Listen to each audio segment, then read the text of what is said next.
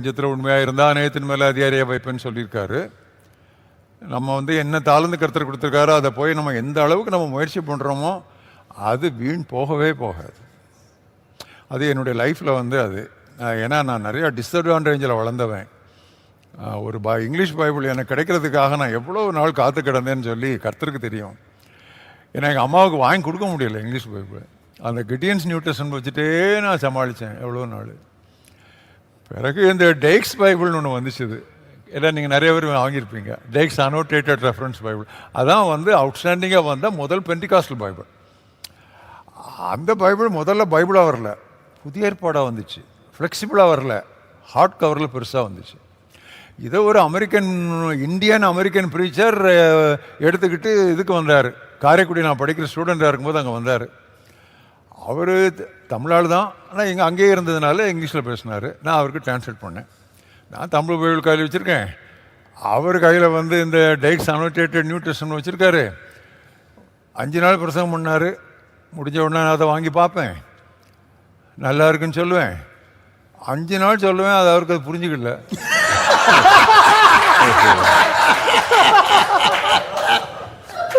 அதை தூக்கிட்டு போயிட்டார் அமெரிக்காவுக்கு. 5 நாள் சொல்றேன்ல, நல்லா இருக்கு நல்லா இருக்கு புரியல. அது என்ன இசம்னு தெரியல, இப்போ கொண்டு போயிட்டாரு. ஸோ அதுல இருந்து நான் ரொம்ப என்ன இப்படி ஒரு நிலைமை, கை கேட்டாண்டு வாய் கேட்டலையே அப்படின்னு சொல்லி ஜோமினிட்டே இருந்தேன். ரோல ஆண்டவர் உங்களுக்கு சொல்லி கொடுத்துருப்பா, அப்படிலாம் நீ மறைமுகமா இன்னொருத்தர் பொருளை கேட்காத. இது self examination self examination question கேம்ப்ல ஃபர்ஸ்ட் நாள். அதுக்காக ரொம்ப ஜெபம் பண்ணேன். ஆண்டவர் அந்த ஜெபத்தை எப்படி பதில் கொடுத்தாருன்னா, 1970ஆம் வருஷத்தில் ஆகஸ்ட் மாதத்தில் எனக்கு என்கேஜ்மெண்ட் நடந்துச்சு. அப்போ எங்கள் மாமனார் கேட்டார், உங்களுக்கு என்ன கிஃப்ட் வேணும்னாரு. நான் சொன்னேன், எனக்கு பைபிள் வேணும்னு. பைபிளா? அதான் எப்படியும் கொடுப்பாங்களே அப்படின்னு.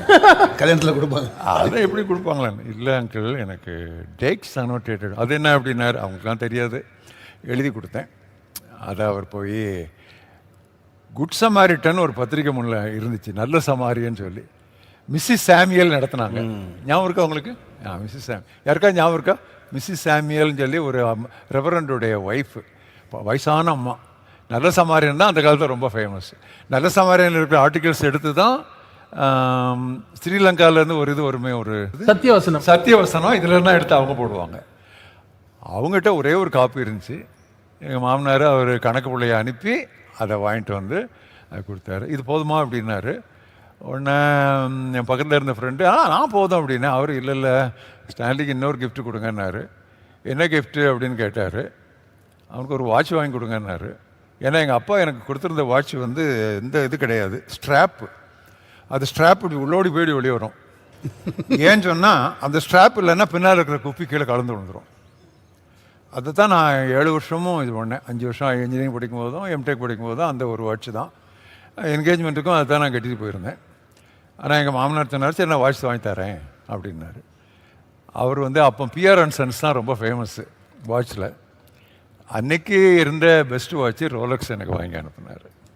அதான் ஃபஸ்ட் டைம் நான் அந்த ரோலக்ஸ் வாட்சை நான் கட்டினேன். அதாவது என்னுடைய தாழ்வில்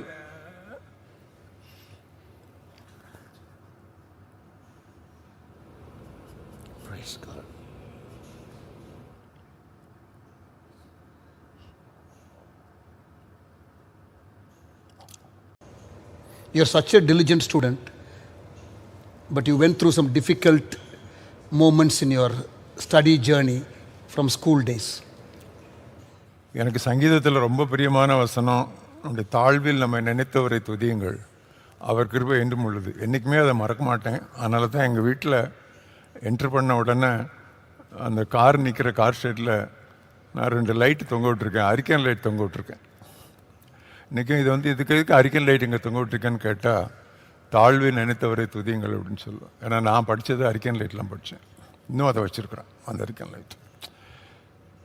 எங்கள் வீட்டில் தரை உண்டு, தளம் கிடையாது. We had floor but no flooring. We had windows but no shutters. மழை பெஞ்சோடனே அம்மா சாக்கு எடுத்துகிட்டு போய் ஆணி அடிப்பாங்க, தண்ணி உள்ள வரக்கூடாது. அது யாருக்கு நல்லா தெரியும்னா, ஃப்ரெடி ஜோசஃபுடைய மாமியாருடைய அம்மாவுக்கு நல்லா தெரியும். அது எங்கள் அப்பாவுடைய தங்கச்சி மகன். அவங்க எங்கள் வீட்டில் இருந்து படித்தாங்க. அதாவது இவங்க மாமியாருடைய அக்கா எங்கள் வீட்டில் இருந்து படித்தாங்க. ராத்திரி மழை பெஞ்ச உடனே மழை போய் ஆணி அடித்து அந்த சாக்கு தான் கட்டுவாங்க. ஆனால் ஒரு நாளும் மற்றவங்களுக்கு இருக்கிறது நமக்கு இல்லையேன்னு சொல்லி நான் நினச்சதே கிடையாது. ஒரு நாளும் நினைக்கல. ஒரு மனரம்யமாக இருக்கிறதுக்கு ஆண்டவர் எங்களுக்கு, எனக்கும் என் தம்பிக்கும் ஆண்டவர் கற்றுக் கொடுத்தான். அது ரொம்ப முக்கியமான காரியம். மற்றவங்களோட கம்பேரே பண்ண மாட்டோம். நான் ஐஐடி இன்டர்வியூக்கு போயிருக்கிறேன். 2 ஆர்மி ஆஃபீஸர்ஸ் வந்தாங்க, லெஃப்டினன்ட்ஸு. ஏன்னா எம்டெக் படிக்க வர்றதுக்கு நீங்கள் வந்து பிஇ முடிச்சுட்டு தான் போகணுன்னு இல்லை, சர்வீஸில் இருந்துக்கிட்டு ஆஃபீஸராக இருந்துட்டு வரலாம். அழகாக அவங்க ஃபுல் போட்டு பண்ணி கிளியராக அப்படி வந்திருக்கிறாங்க இன்டர்வியூக்கு. நான் பரிதாபமாக ஒரு ஸ்லாக் ஷர்ட்டை போட்டுக்கிட்டு செருப்பு போட்டு போயிருக்கேன். அங்கே எல்லாம் ப்ரொஃபஸர்ஸ் உட்காந்து இன்டர்வியூ பண்ணுறாங்க. எனக்கு ஒன்றும் காம்ப்ளெக்ஸ் எல்லாம் எனக்கு இல்லை. கர்த்தர் கொடுத்தா நான் இதுதான் ஃபஸ்ட் டைம் நான் மெட்ராஸ்க்கே வர்றேன். அந்த இன்டர்வியூ 6 பேர் கேட்குறாங்க. 6 பேர் செலக்ட் பண்ணாங்க. அதில் நான் ஃபஸ்ட்டு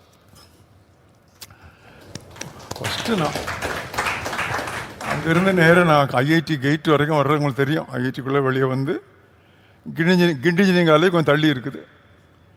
அங்கேருந்து ஒருத்தர் ஓடி வந்து, சார் நீங்கள் தான் ஸ்டான்லியா சார் அப்படின்னு. ஆமாம், என்ன சார், உங்களுக்கு கிண்டி இன்ஜினியரிங் காலேஜில் காலையில் இன்டர்வியூ அட்டன் பண்ணீங்கல்ல சார், அங்கே 6 பேர் செலெக்ஷன் ஆகிருக்காங்க, நீங்கள் தான் ஃபஸ்ட்டு இருக்கீங்க சார்.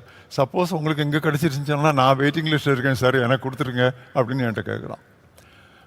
இங்கே ஃபஸ்ட்டு, அங்கே ஃபஸ்ட்டு. என்னடா 2ல் தர்ம சங்கடமாக போச்சுன்னு சொல்லி இந்த 2 அட்மிஷனையும் வாங்கிட்டு காரைக்குடி போகிறேன். என் தம்பி வந்து ஒரு லெட்டர் கொண்டாடுறான். என்ன லெட்டர்னா, admission letter from Indian institute of science பெங்களூரில். அது ஒன்று தான் அந்த காலத்தில் என்டையர் நேஷனில். ஐஏஎஸ்சி கேள்விப்பட்டிருப்பீங்க, ரொம்ப ஹை ப்ரொஃபைல். அங்கேயும் எனக்கு கிடச்சிருச்சு. 1 கிடைச்சா ஈஸி, இப்போ 3 கிடச்சிருச்சு. 3 எடுத்துகிட்டு இப்போ என்ன பண்ணேன், ஒருத்தன் சொல்கிறான் டேய் பெங்களூர் தாண்டாங்கிறான். இன்னொருத்தன் சொல்கிறான் டேய் ஐஐடி தாண்டாங்கிறான். இன்னொருத்தன் சொல்கிறான் டேய் கிண்டி தாண்டா ஓல்டஸ்ட்டுங்கிறான். நான் என்ன பண்ணேன், இது 3மே எனக்கு சரியாக தெரியாது. ஸோ அந்த அட்மிஷன் லெட்டர் எடுத்துக்கிட்டு நான் காட்டுக்குள்ளே போய் முழங்கால் போட்டோன்னே ஆண்டவர் எனக்கு ஞாபகப்படுத்தின வசனம் மத்தேயு 6:33. முதலாவது அவர் எல்லாம் கூட எனக்கு ஆண்டவர் சீட்டையும் கூட கூட்டிட்டார். அவ்வளோதான் என்னால் சொல்ல முடியும். ஆனால் ஆண்டவர்கிட்ட கேட்டேன், ஆண்டவர் ஒரே கன்ஃபியூஷனாக இருக்கே, எனக்கு நீ தயவுசெய்து ஒரு தெளிவாக ஒன்று சொல்லுங்கன்னு சொல்லி முழங்கால் போட்டு கேட்கும்போது என்னுடைய ஹார்ட்டில் எம்டெக் அப்படின்னு ஒரு இம்ப்ரிண்ட் விழுந்துச்சு. இது என்ன எம்டெக் தானே வருது, இன்ஸ்டியூஷன் பேரில் வரலேன்னு பார்த்தா ஐஐடி தான் எம்டெக்கு, Guindy engineering college MSc engineering, Indian institute of Sciences ME. So எனக்கு அது கிளியர் ஆகிடுச்சு. இங்கே வந்து ஜாயின் பண்ணேன். ஸோ ஆண்டவர் வந்து ஒரு நாளும் நான் எங்களுடைய குறைவுகளை நான் முறுமுறுக்கலை, யாரோடையும் கம்பேரும் பண்ணலை, மனரம்யமாக இருந்தோம். இருக்கிற நிலைமையில் ஆண்டவர் எங்களை உயர்த்தி, இப்பொழுது நான் பெரிய பணக்காரன் கிடையாது, ஆனால் நல்லா கிறிஸ்தவுக்குள்ள நான் நல்ல ஐஸ்வர்யவானாக இருக்கிறேன். திட்டமாக தெரியும். I am very rich with God's word. So that is good enough, eternal.